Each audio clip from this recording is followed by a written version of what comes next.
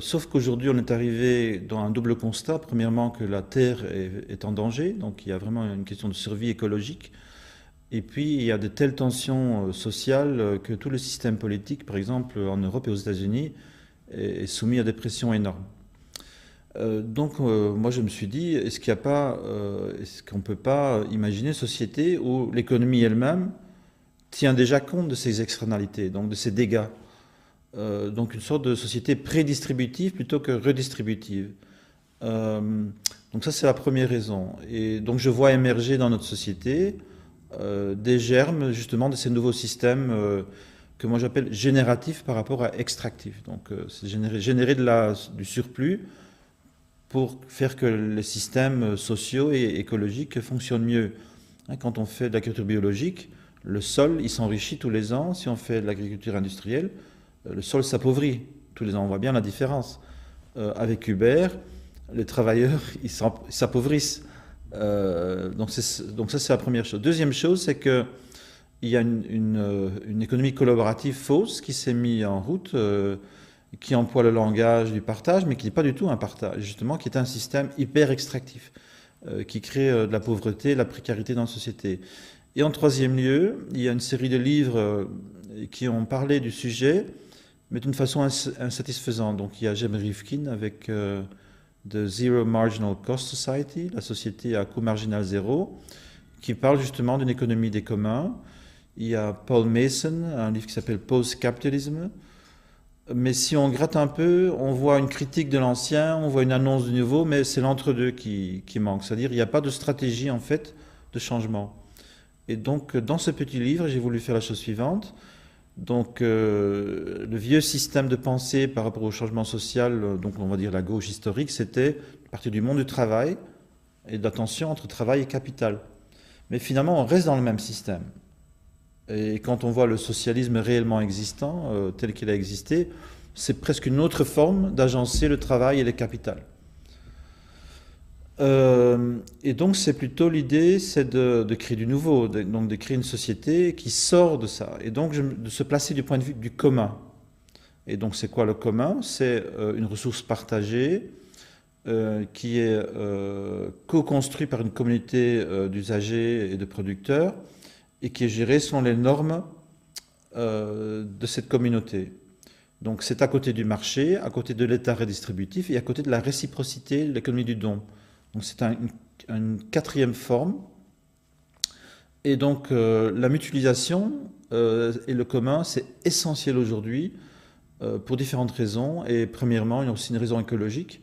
Donc avec une mutualisation intelligente, on peut diminuer jusqu'à 80% de l'empreinte humaine sur la planète, ce qui est vraiment absolument nécessaire. Et aujourd'hui, le shift, c'est une transition d'un régime travail-capital vers un régime contribution commun. Donc il y a toujours le travail dans le sens, oui, on fait des efforts pour créer des choses, sauf qu'aujourd'hui, c'est plus le travail marchandise qui prime, c'est est-ce que je contribue à un commun qui est utile à l'humanité et qui est génératif par rapport à la nature. Et donc, par exemple, on va développer des techniques comme les comptabilités contributives, qui sont complètement différentes que les comptabilités travail marchand. Donc, aujourd'hui même, sur un message, dans un chat, j'ai discuté avec des gens de Fab Lab de Bruxelles, et ils disent on a besoin d'une sorte de comptabilité pour qu'il y ait de la justice à l'intérieur, donc il y a une juste répartition des fruits de notre travail commun. Mais ils ne veulent pas du tout entrer dans le travail marchandise et créer du capital. Ils veulent faire vivre leur Fab Lab, créer du design partagé, ils veulent solutionner des problèmes écologiques. Donc c'est ça, cette transition-là qui est le sujet de mon bouquin. Alors, donc le changement pour moi aussi, quand même le dire, c'est que l'économie est toujours là, mais l'économie c'est un moyen, c'est pas un but. Aujourd'hui, l'économie c'est le but.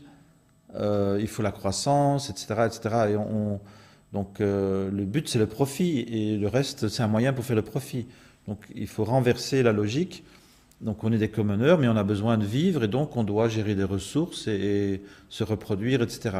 Donc l'économie, elle reste quand même quelque chose qui existe et qui est important à penser. Donc si ça, c'était en fait le modèle d'une société.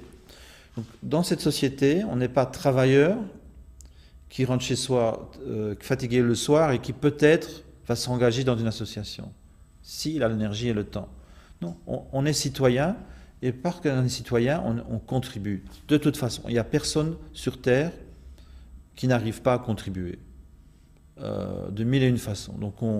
Donc de considérer que chaque être humain contribue. Moi, je trouve que c'est l'hypothèse première.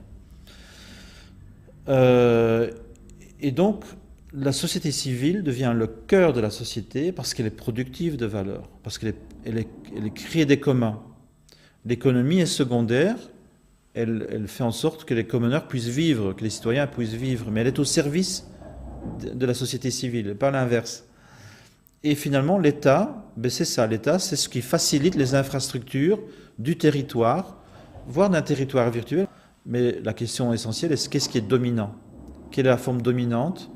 Et donc, est-ce que les commoners, les citoyens, peuvent trouver des formes étatiques et des formes marchandes qui sont compatibles avec les communs et cette vision du monde et ces besoins qu'on a aujourd'hui de ne pas détruire la terre, d'avoir des communautés florissantes? C'est que même un commun, même une association commune, elle est l'état de son commun. Oui. Donc un commun qui fait du ciel libre ne se préoccupe peut-être pas de l'égalité des sexes ou de la diversité ou de l'inclusion, ou même de l'écologie. Et on est dans un territoire. Donc dans ce territoire, on vit avec des gens qui sont engagés dans plusieurs communs. Et moi, je vois l'État comme le commun des communs. Donc il fait deux choses. Donc c'est par exemple l'éducation. Faire en sorte que chacun soit éduqué. Faire que chacun ait des garanties minimales pour pouvoir survivre, etc. Et que chacun puisse contribuer. Ce qu'il faut s'imaginer, la première chose, c'est qu'on vit aujourd'hui dans une démocratie relative, politique, mais dans le monde de l'entreprise, dans le monde de l'éducation, il n'y a pas de démocratie. Donc c'est une démocratie très relative. Par définition même, les communs, parce qu'ils sont autogérés, sont les règles et les normes de la communauté, sont des espaces démocratiques. Donc c'est un entraînement, une pratique démocratique au-delà de l'État. Donc là, on est dans la démocratie tous les jours, en fait. Et donc on peut voir l'État, non pas comme quelque chose qui est séparé des citoyens, mais une sorte de trust, ou une sorte de méta-association ou méta-coopérative. Mais l'État partenaire, moi j'essaie de ne pas essentialiser, c'est-à-dire c'est pas un jour il y aura cet État partenaire radiant, non, c'est dans la pratique de tous les jours, utiliser nos taxes, nos règlements pour renforcer les communs. Peut-être qu'il y aura des grands chocs, j'en doute pas, mais ça, ce sera un résultat organique. Moi, je crois que bon, la révolution, la violence, elle vient quand il y a un blocage dans la société et que l'élite ne veut pas s'adapter. Et alors, donc on va voir ça explose. Mais on sait aussi que c'est très coûteux pour la société et que c'est surtout les gens d'en bas qui en souffrent. Donc si on peut créer des germes, interconnecter les germes, faire en sorte que la société civile soit le plus résilient possible pour les chocs à venir, on peut peut-être éviter justement des scénarios de violence sociale.